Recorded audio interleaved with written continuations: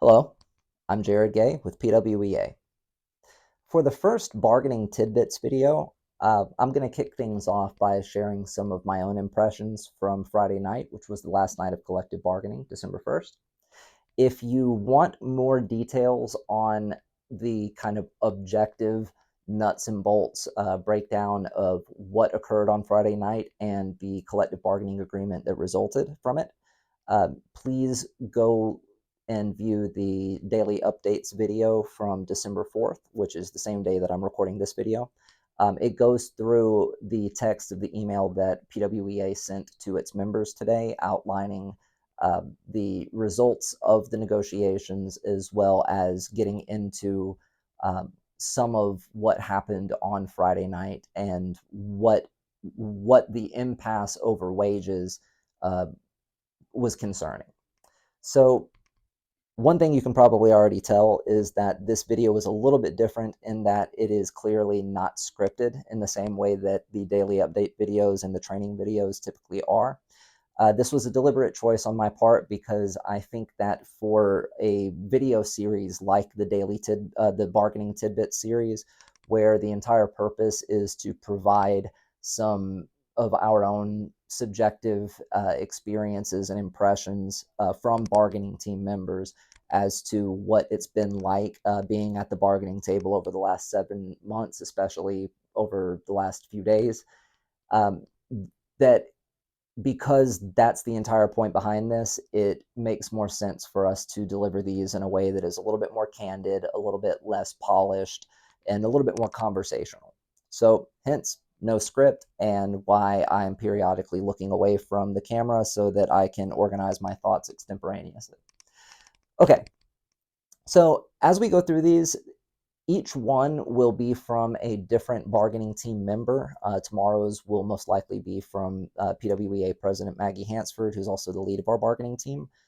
I'm starting off today's, and this will probably be the first of several videos that I will do for the Bargaining Tidbits series, although they won't be consecutive. So this will be my first one. Then we'll have a few other videos over the next few days recorded by other bargaining team members, and then I'll maybe do a second one, and hopefully the rest of the bargaining team will record a couple as well so that no one of them gets too long. So I'm going to talk a little bit today about my impressions from Friday night, Friday, December 1st, the last day of the collective bargaining negotiations. And there's a couple of things that I want to touch on for my own impressions. The first is, and this again is gone into in more detail in the daily update video for December 4th, but the experience of being at the bargaining table for over 15 hours, much of which was composed of waiting for the Prince William County Schools bargaining team to come up with new and novel ways of justifying refusing to agree to any compromise that we floated on the wage proposal that we ultimately declared impasse on and excluded from our bargaining agreement. The experience of slowly realizing that the division's bargaining team, one, by their own admission eventually, had no authority from Superintendent McDade to reach any compromise that would ultimately extend the wage relief that was being negotiated to all employees who have been impacted by wage compression over the past however many years, including veteran employees. The division, of course, Superintendent McDade, their line in the sand was to not extend that relief to veteran employees, where we were committed. Our line in the sand was an equitable distribution of relief that would see additional relief for veteran employees who have been the most impacted by wage compression. So eventually their bargaining team acknowledged that they have not been given permission to move on that specific item at all, and that their first original offer on this was truly their best and final offer, as they told us months ago when they first introduced it. So anyway, we set that aside. We reached an agreement where we would pass everything else, and that would not be part of the agreement. partly because we knew the division intended to do it regardless of whether or not we agreed to it. But we did win a number of substantive gains, which again are gone into in more detail in today's daily update video. So here's what I'm kind of working my way to talking about, though. After 15 hours, 15 plus hours of negotiations, I had to go home, obviously, at almost 1 in the morning, and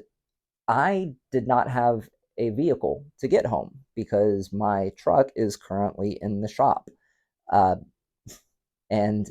unfortunately, like many other Prince William County Schools employees, I live outside the county.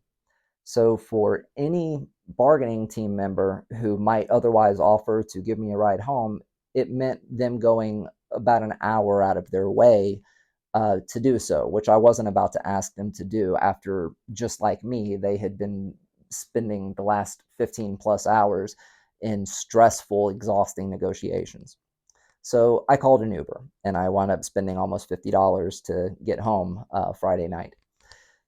But the most interesting part of all of that was that my Uber driver turned out to be a Prince William County Schools teacher who is driving an Uber at 1 o'clock in the morning, taking somebody on a trip from Woodbridge to another county about an hour away, and then having to presumably drive all the way back to Prince William County. Yeah, the Uber driver was a Prince William County Schools teacher, meaning that, like so many teachers and employees in our division, the pay and benefits that she receives from teaching full time, and I won't say her name or her job site because I didn't get permission from her to do so, but the fact is that because of the low pay and benefits, like so many other teachers, she's making ends meet by driving an Uber at 1 o'clock in the morning. That's sad.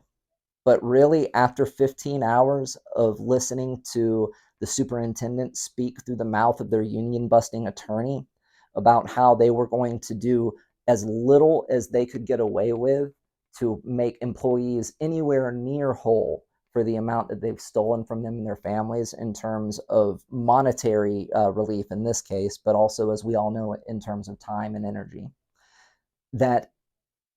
it was poignant that at the very end of that night, the person that was driving me home ultimately was a Prince William County Schools teacher who, thankfully, is going to benefit materially from the collective bargaining agreement that we had just